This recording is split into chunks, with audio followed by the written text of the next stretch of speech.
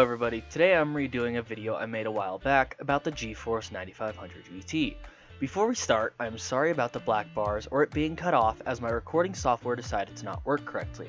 I originally planned to do a Radeon X300 versus Radeon 7500 versus this card, but I could not find the drivers for the 300, and the 7500 required a PCI slot, which my motherboard does not have. All specifications will be in the description.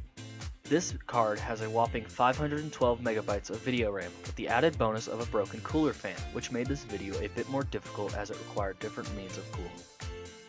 The first game I'm testing is Counter-Strike Source. The test finished with an average of about 30 frames per second with high settings. Lowering these settings might yield you a better number.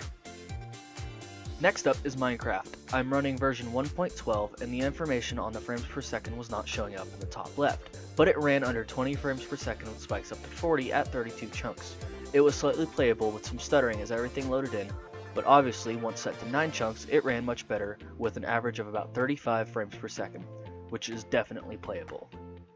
Once I put it down to 2 chunks, it ran perfectly fine with a max of about 50 frames per second and running with an average of about 40.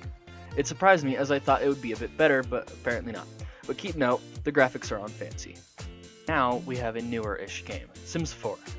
It played terribly. Again, the frames per second did not show up on screen, which is a bummer. The average frames per second at low settings was around 15. It stuttered and wasn't that playable. Zooming in to a wall got you about 20 frames per second constant, dropping down to 16, but hey, the card is quite old. What do you expect? So, in conclusion, is this card amazing? No. Is it good? Not really. Is it okay? Certainly. It's old, but it can get the job done. It watched YouTube just fine at 1080p, and during its time, it may have been a decent buy, but it is sadly past its prime. Unless you are a grandma that only plays Candy Crush and Solitaire, you probably won't be getting this card anytime soon. See you in the next one.